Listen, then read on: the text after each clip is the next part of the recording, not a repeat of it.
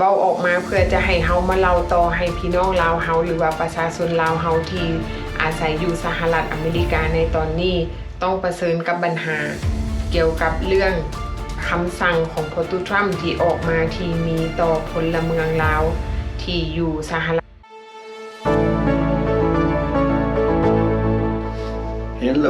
Hello สบายดีทุกคนสบายดีแม่บ้านสบายดีคุณสบายดี FC ทางภายในและต่างประเทศเนาะพี่น้องมื้อนี้เฮาก็ได้ยินข่าวมาใหม่โดยที่เฮาได้ยินข่าวจากพ่อตู้จิมมี่โดยที่พ่อตู้จิมมี่เราเป็นผู้ที่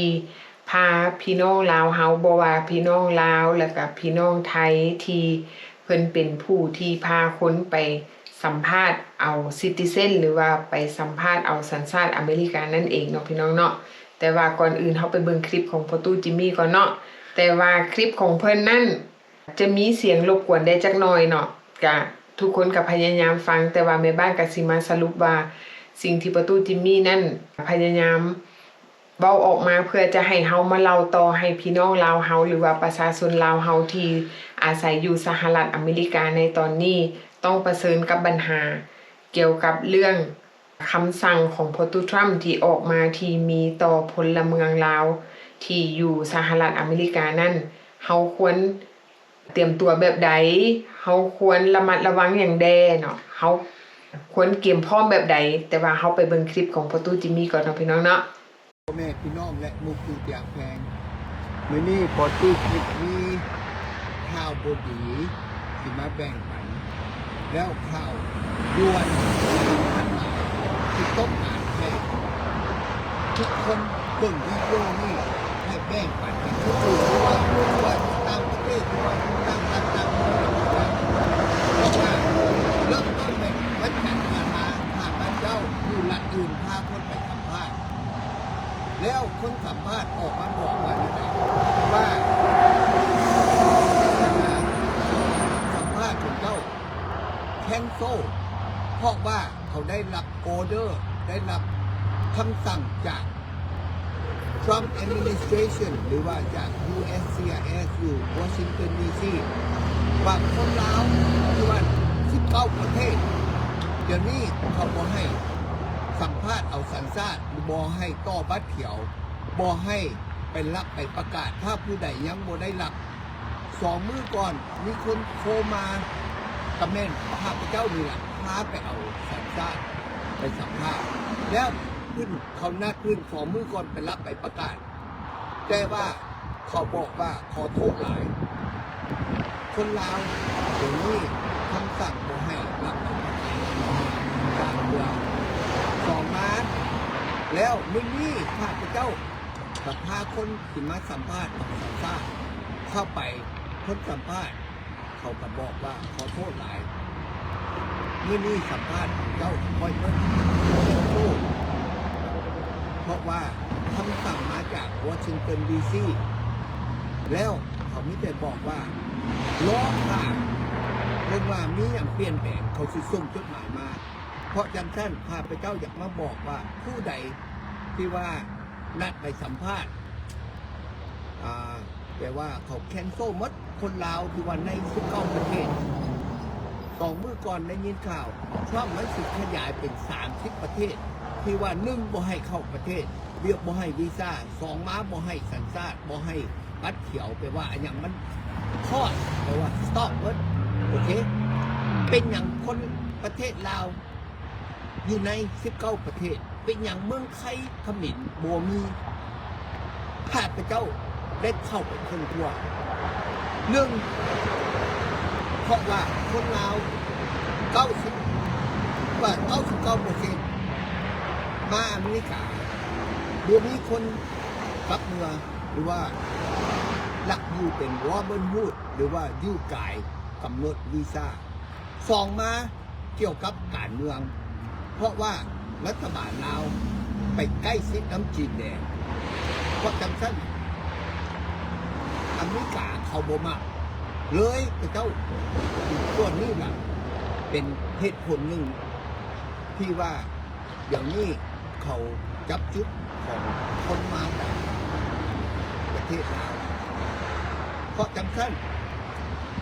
คือข้าพเจ้าเว้าล่ะผู้ใดได้บัตรเขียวเดี๋ยวนี้บ่ฟ้าวยืนไปเอาสัญชาติเชื่อจ่อไปก่อนโอเคสองมาข้าพเจ้าบ่ฮู้ว่าปัจจุบันนี้ที่ว่าผู้ปัจจุบันนี้ยังได้บัตรเขียวอยู่ยังถือบัตรเขียวอยู่บ่ฮู้ว่ามันสิเฮ็ดหยังข้าพเจ้าบางคนน่ะว่าโอ้เขาสิส่งเมื่อมองอันนี้ข้าพเจ้า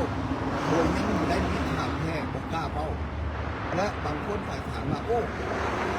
เดี๋ยวนี้ค่อยเป็นเป็นออกมาเด๋โบเกี่ยวในข่าวมันปักชอบรัฐบาลลาว USCIS มันโบสนว่าเจ้ามาทำนองเขาเป็นยกหรือว่าทำนองแต่งงานหรือว่าทำนองที่ว่าอันนั้นคือมันมาแล้วป่านนี้มันจดทะเบียนแต่งงานแล้วได้บัตรเขียวมันโบสนเดี๋ยวนี้มันมีแต่ว่าแคนโซลหมดทุกอย่างพ่อแม่พี่น้องอันนี้พอจังสั้นอยากมาออกรายการก่อนแรกวันจันทร์ยังบ่มั่นใจจนมามื้อนี้มั่นใจแล้วข้าพเจ้าค่อยกล้ามาออกรายการแจ้งให้พ่อแม่พี่น้องรู้เพราะจังสั้นผู้ใดเดี๋ยวชุดคนนี้เอาสัญชาติเพื่อจ่อไปก่อนเกิดทำนี้ยังข้าวไม่เกิดขึ้นแล้วข้าพเจ้าจะออกรายการมาอัปเดตให้ดูโอเคขอกรุณาแบ่งปันคลิปตัวนี้ให้คนอื่นเรียนรู้เฮงไวเฮงดีขอบใจมีคำถามอย่างโทรหาโฟตู้ที่นี่479 2ขอบใจเป็นกันเป็นแนวใดพี่น้องหลังจากเฮาเบิ่งคลิปพอตู้จิมมี่แล้วเนาะแต่ว่าเฮาก็ต้องขออภัยแทนพอตู้จิมมี่ที่ว่าเวลาเพิ่นออกมาเว้าเสียงรถก็จะรบกวนได้จักหน่อยเพราะว่าคิดว่าพอตู้เพิ่นก็คือสิฮ้อนใจอยากออกมาถ่ายทอดความรู้สึกเพื่ออยากให้พี่น้องลาวเฮานี่ได้ระมัดระวังแม่นได้รับฟังแล้วก็ระมัดระวังไปนำกันเนาะเนื่องจากว่าปัจจุบันนี้ประเทศลาวเป็น1ใน19ประเทศที่ถือพอตู้ทรัมป์ออกคำสั่งมาว่าให้กวดสอบผู้ที่ถือบัตรเขียวแบบพิเศษแล้วสั่งให้กวดสอบคืนเบิดกวดสอบแบบใดกวดสอบที่ไปที่มาว่าการที่เฮาได้บัตรเขียวที่เฮาขอมาอยู่สหรัฐอเมริกาเพื่อจะมาเป็นประชาชนอเมริกานั่นเนาะเฮาได้มาถูกต้องตามกฎหมายหรือบ่เนาะพี่น้องคือณปัจจุบันนี้ทาง USCIS ที่เขาเจ้าออกคำสั่งมาได้รับคำสั่งจากประตูทรัมป์แล้วก็ออกคำสั่งมาว่าให้ยุติทุกสิ่งทุกอย่างเนาะ1ยุติแบบใดยุติการขอต่อบัตรเขียวการออกบัตรเขียวบ่ว่าจะขอไปแล้วเนาะหรือว่าจะไปต่อจาก2ปีเป็น10ปีหรือจะเปลี่ยนสถานะจากการถือบัตรเขียวแล้วจะไปขอเป็นซิติเซนเนาะปัจจุบันนี้การยื่นฟอร์มเข้าไปแล้วเนาะยื่นฟอร์มเข้าไปมี appointment ไปสัมภาษณ์ตอนนี้เขาเจ้าก็โจะเนาะโดยที่บ่มีกำหนดแล้วคนที่เจ้าหน้าที่เพิ่นอนุญาตให้ได้ซิติเซนแล้วมื้อที่จะไปเซเลโมนีหรือว่ามื้อที่จะไปสาบานตนเพื่อจะเป็นพลเมืองอเมริกานั่นเขาก็ได้ยุติเนาะยุติแต่พลเมืองลาวยุติ19ประเทศแม่นบ่แม่นแต่พลเมืองลาวเนาะแต่ว่าคนลาวเฮาก็ถึกในหั่นเนาะเขาเจ้ายุติผู้ใดนอนอยู่ใน19ประเทศนะคะยุติแต่ว่าเฮาได้ยินมาว่า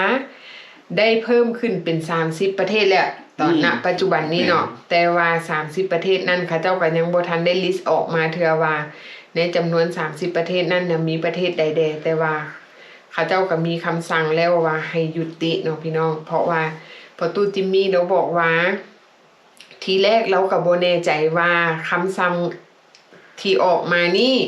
เขาได้ปฏิบัติแล้วหรือยังเราก็ได้รอท่าประมาณ2อาทิตย์เนาะหลังจาก2อาทิตย์แล้วพอตู้จิมมี่ก็เลยมีค่าว่าสันซาที่เพิ่นพาไปสัมภาษณ์นั่นเขาเจ้าก็ได้ตอบว่ายุติเพราะฉะนั้นพอตู้จิมมี่เราก็เลยมีความมั่นใจว่าคำสั่งนี้ถือว่าเป็นคำสั่งที่ได้ปฏิบัติแล้วเพิ่นก็เลยได้ออกมาถ่ายทอดให้พวกเราได้ฮู้เนาะ ให้เฮาได้มาบอกต่อแชร์กันออกไปว่าให้พี่น้องลาวเฮาได้รับรู้ว่าณปัจจุบันนี้1บ่ฟ้าวให้ยื่นเอกสารเกี่ยวกับการขอบัตรเขียว หรือว่าบ่ให้ขอต่อบัตรเขียวในช่วงนี้เพราะว่าเขาเจ้าจะฟรีซหรือว่าเขาเจ้าจะหยุดระงับแบบชั่วคราวแต่ว่าหยุดแบบบ่มีกำหนดโดยที่บ่ฮู้ว่ายามใดที่เขาเจ้าจะให้เฮาดำเนินการที่ยื่นเอกสารหรือว่าเขาเจ้าจะมีคำตอบแบบใดแต่ถ้าหากว่าเขามีคำตอบให้เฮาเขาจะส่งจดหมายมาบอกตามภายหลังตามที่พ่อตู้จิมมี่บอกบัดนี้เฮาก็จะมาล้มกันเนาะเพราะว่าในเมื่อก่อนเนาะเฮาได้ยินแต่ว่าเฮามีปัญหาเรื่องเกี่ยวกับว่าเขาเจ้าส่งคนลาวกลับบ้านเนาะคือว่าการเนรเทศคนลาวที่อพยพมาอยู่อเมริกาที่อยู่แบบผิดกฎหมายแล้วมีการเนรเทศกลับคืนประเทศนั่นเองบัดนี้เฮาบ่นึกบ่ฝันว่าณปัจจุบันนี้กฎหมายมันก็มีการเปลี่ยนแปลงย้อนว่าประเทศชาติบ้านเมืองมันมีการเปลี่ยนแปลงเพราะฉะนั้นเขาเจ้าจึงกวดคืนเกี่ยวกับคนที่ถือบัตรเขียวว่าที่ไปที่มาของบัตรเขียวนั้นเฮาได้มาด้วยเหตุผลใดแล้วเขาก็บ่ได้สนใจว่าเฮาจะมาในนามใดแบบใดคือยกตัวอย่างว่าคือคนเคยมาในนามอพยพอันนี้เขาก็บ่ได้บอกว่ามาอพยพหรือบ่อพยพเขาก็เว้ารวมเลยเนาะว่าคนที่มาจากประเทศลาวมาในนามแบบใดก็แล้วแต่เพราะว่ามันเขาเว้าแบบรวมรวมเนาะเฮาก็บ่ฮู้ว่าคนลาวที่มาในนามอพยพนั่นเขาเจ้าจะกวดคืนแบบใดมีวิธีการแบบใดอันนี้เฮาก็บ่ฮู้แต่ว่าสิ่งที่แน่ๆก็คือคนลาวเฮาที่มาในนามคือประตูจิมมี่ว่าด้วยเหตุผลใดทางรัฐบาลเพิ่นจึงยุติประเทศลาวเกี่ยวกับการออกบัตรเขียวบ่หรือว่าการออกใบซิติเซนให้ออกสัญชาติให้เนื่องจากว่าประเทศลาวเฮาเนาะมันมีเหตุผลทางหนึ่งเหตุผลทางด้านการเมืองอันที่2ก็คือคนลาวเฮาที่มาอยู่นี่ถือว่าแม่นเกือบว่า 90% ที่มาโอเวอร์สเตย์แล้วบ่กลับบ้านเนาะอันนี้ก็เป็นอีกเหตุผลหนึ่งแล้วบัดนี้เฮาก็มาเบิ่งว่าคนใดที่เคยมีบัตรเขียวที่ผ่านมาที่เขาเจ้ากวดสอบคือเนาะบางคนลาวเฮามาอยู่เนาะโอเวอร์สเตย์แล้วไปแต่งงานบัดนี้มันจะมีผลกระทบณปัจจุบันนี้หรือบ่นี่เนาะอันนี้เลยรอติดตามไปนำกันเนาะอันนี้มันเป็นเหตุผลที่เขาเจ้ากวดสอบคืนเพราะว่ามันเคยมีกรณีผ่านมาแล้วว่าคือเฮาฮู้ว่าคือมีผู้หนึงเนาะผัวเรานี่ไปมั่นเอาเรามาแล้วบ่ยอมเฮ็ดบัตรเขียวให้หลังจากนั้นเราหย่าร้างจากผัวเก่าแล้วเราก็ไปแต่งงานกับผัวใหม่แล้วผัวใหม่แลนหนังสือเอาบัตรเขียวให้เราแล้วมื้อที่เราไปขอสัมภาษณ์เอาบัตรเขียวนั้นเราถือเขาเจ้าหน้าที่ปฏิเสธแล้วบอกเราว่าเจ้าต้องได้กลับไปยังประเทศลาวก่อนเพื่อจะให้ผัวใหม่นี่แลนหนังสือเอาเนาะอันนั้นแม่นเราถูกตอบปฏิเสธในการขอบัตรเขียวเพราะว่าเรามาโอเวอร์สเตย์เขาตีความหมายว่าแบบนั้นเนาะบัดนี้พลเมืองลาวเฮาที่มาอยู่สมัย10 ปีหลังเนาะ10 ปีย้อนหลังที่มาแล้วบ่กลับบ้านแล้วเฮาก็ไปซอกหาคนที่แต่งงานบางคนก็ซอกหาคนแต่งงานบางคนก็พ่อฮักแท้แล้วก็แต่งงานอยู่นํกันแต่ว่ายังบ่ทันได้ขอเป็นซิติเซนเพราะว่าแต่งงานแล้วเฮาก็คิดว่าเฮาได้บัตรเขียว10 ปีเฮาก็พออยู่ได้แหละบ่จำเป็นเอาซิติเซนก็ได้เนื่องจากว่า1มาเฮาบ่ฮู้ภาษา2มาเวลาไปเซ็นซิติเซนเฮาต้องได้เรียนเฮาต้องได้ไปเซ็งเนาะเพราะว่าเฮาบ่ฮู้ภาษามันยากบางคนก็ท่าจนฮอดว่าอายุฮอดวัยเกษียณเพื่อที่จะสามารถให้คนไปแปลภาษาให้เฮาได้อันนั้นรอท่าไปแต่ว่าเฮาก็บ่ฮู้ว่าปัจจุบันนี้เขามีการเปลี่ยนแปลงบัดนี้เขาเจ้าสิกวดคืนได้บัดนี้ตอนเฮาฟังที่president ที่กระเจ้ามีติ้งอันประชุมกับทีมงานของเราเนาะเมื่อวานนี้เราก็เปรียบเทียบแบบพวกโซมาเลียว่าเป็นโซมาลีเลยโซมาเลียเนาะเพิ่นก็เราก็president Trump ก็เปรียบเทียบว่าเจ้าเฮ็ดปลอมนะแบบว่าอ้ายกับน้องในหนังสือไปเอาอ้ายหรือว่าเอาน้องมาแต่งงานกับจังซี่นะอันนี้ก็เจ้าสิกวดก็เจ้าสิกวดขากแท้สำหรับพวกถือบัตรเขียว เพราะฉะนั้นแล้วเราสั่งแบบออกบอกว่ากวดให้คักๆกันนะ ออกคำสั่งกวดแบบเข้มงวด แม่นเพราะว่าก็ย่านเฮ็ดหนังสือปลอมแบบตัวอย่างแล้วแบบที่เราเว้าเมื่อวานนี้นี่ครับก็ คือว่าลุงไปเอาหลานไปแต่งงานมาเนาะ แม่น น้าบ่าวไปเอาหลานอ้ายไปเอาน้อง แล้วก็เจ้าก็สิกวดไปแบบทางนี้ล่ะก็กวดทุกวิธีทางที่ก็เจ้ากวดก็เจ้าเบิ่งตามฟอร์มนั่นล่ะว่าก็เจ้าสิพอหยังใด บัดนี้ผลกระทบก็คือว่าเนาะคือพี่น้องลาวเฮาเองเนาะผลกระทบก็สิคือบางคนมาแล้วอยู่โอเวอร์สเตย์แล้วเฮาไปซอกแต่งงานบัดนี้เฮาก็คิดว่าเฮาแต่งงานเฮาได้บัตรเขียวเฮาสิอยู่บัดนี้เฮาสิเฮ็ดแนวใดถ้าหากว่ามันเกิดกรณีแบบนี้เนาะคือเฮาได้เห็นคลิปที่ผ่านมาคือมีคนในประเทศใดที่เรามาได้บัตรเขียวแล้วเราถึงส่งกลับคืนประเทศฮอนดูรัส ก็แม่นฮันดูรัสก็แม่นเพราะว่าเราหลายประเทศนะอินเดียก็มีแบบนี้ แม่น เคสแบบนี้ บัดนี้คือคนลาวเฮาเองเนาะพี่น้องลาวเฮาเองแนะนำว่าเฮาบ่ควรเดินทางเนาะบ่ควรเดินทางที่แบบว่าขี่ยนต์ว่าซั่นซะเพราะว่าหยังเฮาย้านบ่ได้คันเขาตรวจสอบเอกสารเฮาคืนมาแม่นอยู่ว่าเฮาอยู่นี่เฮาอยู่อเมริกาเฮาบ่ได้ไปกระทำความผิดแบบใดคือคนบางคนก็ยังงงอยู่เนาะว่าเฮาบ่ได้ไปกระทำความผิดเฮาบ่ได้ไปปุ้นจี้ค่ะฟันลั่นแทงอันนี้เฮาบ่ได้เฮ็ดผิดแต่ว่าเฮาผิดอยู่บ่อนว่าเฮาไปแต่งงานปลอมถ้าเขากวดท่อแม่นเนาะคือเขาบอกว่าเขาบ่ได้เข้าใจว่าเฮานี่ฮักกันแท้แล้วเฮาสิแต่งงานกันความหมายของเขาตีความหมายว่าคำว่าปลอมของเขาหมายความว่าเฮาอยู่โอเวอร์สเตย์แล้วเฮาไปแต่งงานนั่นหมายความว่าเฮานี่อยู่แบบผิดกฎหมายแล้วเฮาไปผูกพักแล้วเฮาไปแต่งงานอันนี้เฮาก็บ่แน่เทื่อเฮาก็ต้องรอฟังไปเนาะแม่นๆเพราะว่าเฮาก็สงสัยซื่อๆแม่นเพราะว่าเขาเจ้าจะตีราคาแบบนี้ตามที่ที่เขาเจ้าประชุมเนาะที่ประตูโดนัลด์ทรัมป์เราประชุมกับคนของเราที่เราเปรียบเทียบใส่คนโซมาเลียเนาะพี่น้องอันนี้เขาก็บ่ฮู้ว่าพี่น้องลาวเฮานี่เวลาเขากวดคนคืนเกี่ยวกับคนที่ถือบัตรเขียวก็คือเขาอยากฮู้ว่าที่มาของบัตรเขียวของเฮาที่เฮาได้มานั่นมันถูกต้องตามกฎหมายหรือบ่เนื่องจากว่าที่ผ่านมาคนที่โอเวอร์สเตย์สามารถแต่งงานกับคนเป็นซิติเซนแล้วก็ขอบัตรเขียวอยู่ได้โดยที่บ่มีปัญหาแต่ว่าปัจจุบันนี้ตามที่กระเจ้ากวดคืนเฮาบ่แน่ใจว่าเวลาเขากวดคืนไปแล้วสำหรับคนที่มาอยู่โอเวอร์สเตย์แล้วไปแต่งงานกับคนซิติเซนแล้วได้บัตรเขียวนั่นจะมีปัญหาหรือบ่อันนี้ก็ได้รอติดตามไปเรื่อยๆเนาะมีข่าวหยังเฮาก็สิมาอัปเดตให้พี่น้องฟังแต่ตอนนี้เฮาก็เอาไปทีละขั้นตอนซะก่อนโอเคเนาะพี่น้องเนาะพอกันใหม่คลิปหน้าถ้าหากว่ามีหยังเปลี่ยนแปลงแล้วเฮาก็สิมาเล่าให้ทุกคนฟังใหม่แต่ว่าตอนนี้ผู้ใดถือบัตรเขียวอยู่ก็ระมัดระวังแต่ว่า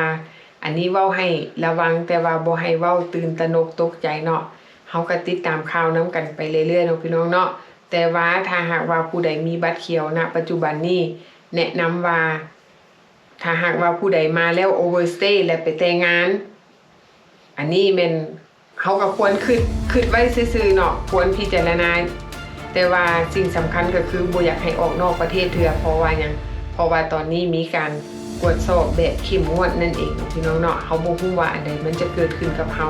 อันนี้แม่นเฮาระมัดระวังตัดสินใจเอาเองเฮาบ่สามารถตัดสินใจให้ใครได้นอกจากตัวเฮาเองพบกันใหม่คลิปหน้าบ๊ายบาย